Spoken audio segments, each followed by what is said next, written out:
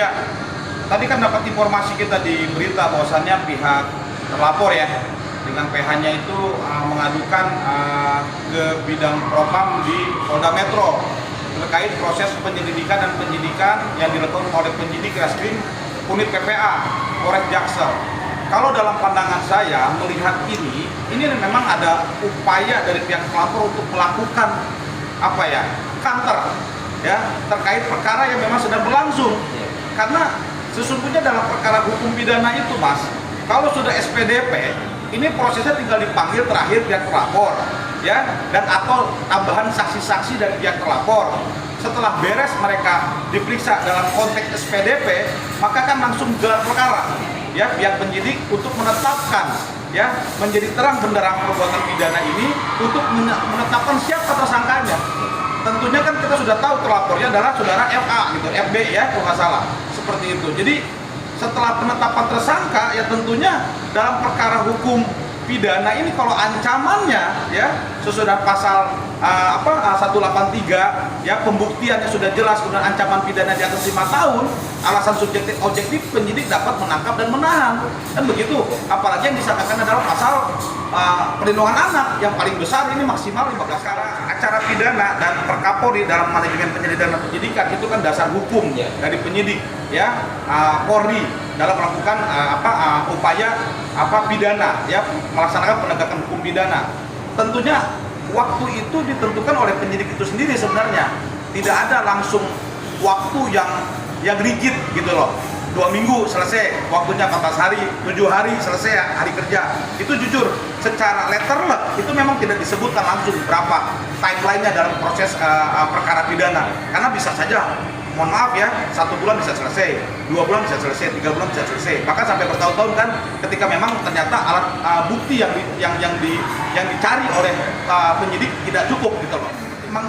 Kami melihat pengalaman yang kami tangani ya dalam konteks mendampingi klien baik korban dan atau pelaku ya, khususnya dalam konteks perlindungan anak. Kalau kami melihat dalam prosedural yang dilakukan oleh para penyidik di Polres-Polres dimanapun ya, karena ada unit PPA khusus ya, saya berpandangan penyidik ini sudah on the track, sudah prosedural banget ya, karena tahapan-tahapan itu bisa diuji, Mas. Pelapor ya membuka LP ya, kemudian diperiksa BAP, ada undangannya, saksi-saksi dipanggil, kemudian untuk menguatkan penyidik dipanggil saksi ahli ya dari penyidik ya, untuk menguatkan apakah bukti ini cukup sebagai alat bukti unsur pidananya terpenuhi. Kemudian terakhir baru dipanggil pihak terlapor dan juga saksi-saksi terlapor misalkan dia mengajukan. Ini tahapan ini ya, bahkan sampai proses visum ya, ada scientific investigation crime di sana. Bahkan ada penanganan khusus karena ini pidana anak, ada pihak UPTD P2TP ya, kalau tidak salah, maaf istilahnya, itu psikologi yang ditetapkan oleh undang-undang. Biasa itu pemerintah daerah gitu loh. Ada unit khususnya, unit pelaksana teknisnya. Itu yang mendampingi pihak korban. Ini semua prosedural kalau kami perhatikan itu sudah sesuai dengan tahapannya yang dilakukan oleh Polres Jaksel. Mohon maaf ya, mungkin masyarakat melihat kok ini lama sekali. Justru dengan waktu yang cukup itu membuktikan penyidik Polres Jaksel dalam hal unit PPA betul-betul melaksanakan tahapan-tahapan proses penyelidikan yang benar gitu loh. Ini ya pandangan saya seperti itu. Pasal 183 KUHP itu pembuktian cuma minimal 2 ya. Bila mana 2 alat bukti ini cukup, maka sudah masuk unsur pidana. Ingat loh, Mas, perbuatan pidana anak khusus ini ada korban traumatik ya. Maka ketika ada psikologi asesmennya ya, laporan pidana pelapor, korban dan juga saksi korban, ini sudah 2, Mas. Ini sudah 2 alat bukti, cukup, ini bisa naik sebenarnya. Coba perhatikan sama kita masyarakat, kasus-kasus pidana yang sama, yang mirip di seluruh wilayah Indonesia, yang lain ya, yang tidak ramai seperti ini, no viral no justice kalau kata orang anak-anak sekarang, itu langsung penetapan tersangka loh, Mas. Ya, karena udah cukup, 2 alat buktinya udah cukup gitu loh. Menyampingkan 183 KUHP, karena yang undang-undang pidana khusus. Ya, maka cukup dengan 2 alat bukti itu bisa dijadikan tersangka seseorang itu. Jujur ya, bisa lebih cepat. Karena memang tadi yang saya bilang, pembuktian pidananya pun lebih cepat, Mas. Karena singkat dia, asesmen traumatik ya misalkan contoh visum, kemudian saksi korban, ya pelapor, selesai mas. Itu sebenarnya kan udah alat bukti. Ditambah dengan saksi ahli, pasti penyidik punya. Setiap Polres itu dan Polsek punya saksi ahli pidana mas, untuk memastikan ini terpenuhi alat buktinya. Maka kalau saya lihat sebenarnya ini bisa cepat karena ini memang sangat sangat ramai, viral gitu kan. Tentunya ada tekanan-tekanan di luar ya yang mungkin tidak mempengaruhi, tetapi ini menjadi bahan media yang perlu terus dimainkan. Kami pun demikian sama ya, dalam proses praktik kami melakukan proses pembelaan pendampingan klien itu kami pun pernah melakukan memproses oknum sampai putusan sidang kode etik mas, sampai PTDH gitu loh. Dalam arti diberhentikan. Kami pernah melakukan langsung, ini faktanya. Kenapa? Memang oknum itu tidak profesional, oknum itu tidak melaksanakan fungsinya, tupoksi sesuai dengan aparat kepolisian gitu. Tapi kan ini oknum mas. Ya, selama kami berpraktik, tentunya banyak sekali rekan-rekan mitra kita yang benar-benar melaksanakan aturan hukum yang benar gitu loh, yang tepat. Ya, oleh karenanya upaya hukum ya tentunya ini masing-masing para pihak, pelapor dan atau terlapor.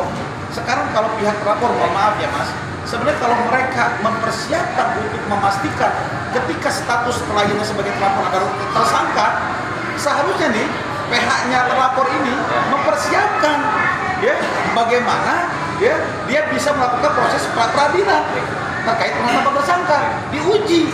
Disitulah dalil ya parameter kemampuan seorang PH untuk memastikan klien ini memang sah atau tidak ditetapkan tersangka oleh penyidik. Itu saran saya paling. Sorry ya mas ya, kalau ini kan sudah SPDP. Justru dengan ada agenda seperti ini yang dilakukan oleh pelapor, justru kalau pandangan saya ini akan mempercepat pihak penyidik. Ya, penyidik itu akan mempercepat proses ini gitu loh. Ya, tanpa ada tambahan waktu lah gitu ya, injury time ya atau extra time. Karena apa? Karena ya posisi pihak pelapor sudah melakukan prosesnya man to man atau one by one. Karena dia mengadukan penyidik yang memeriksa dan mengurus perkara laporan dari saudari Nikita Mirzani kan posisinya harus menyampaikan ya hasil tahapannya itu. Dan ini kalau menurut saya ya, sekali lagi pandangan saya ini tidak baik. Saya sih kita sangat juga menjadi bahan media ya, tetapi dengan adanya upaya yang dilakukan pihak pelapor ini kan menurut saya terlalu terang benderang. Sebenarnya bila mana pihak PH dan pelapor ya bisa melakukan persuasif komunikasi dengan baik dengan pihak penyidik, ini kan bisa menjaga ritme proses penyelidikan dan penyidikan. Tetapi kalau prosesnya sudah saling serang menyerang seperti ini ya mas ya, tentunya mohon maaf ya, pengalaman kami penyidik akan mempunyai sikap yang tegas nantinya ya, dan ini tentunya kalau menurut saya ya ini merugikan pihak pelapor ya. Tapi kalau bisa menahan diri, persuasif, komunikatif dengan baik yang dilakukan oleh PH-nya kepada pihak penyidik gitu ya, untuk menjaga ritme proses penyelidikan ini dengan tepat, ini akan menguntungkan terlapor. Tapi kalau sebaliknya mas, jujur, apalagi berita yang ramai ini kan pihak PH dan pihak pelapor melakukan pengaduan lebih propam dan juga kriminal kan gitu ya. Tentunya kan penyidik-penyidik yang di unit PPA yang sedang memeriksa gitu ya, memegang perkara unit PPA saudara terlapor ini dan pelapornya saudari Nikita Mirzani, tentunya menjadi posisinya ya posisi kita akan serang menyerang ya. Tentunya dalam hal ini kalau negara kan tidak pernah kalah ya, karena negara punya paksa ya. Harapan saya sebenarnya pihak pelapor melakukan proses persuasif dan komunikatif terkait perkara ini.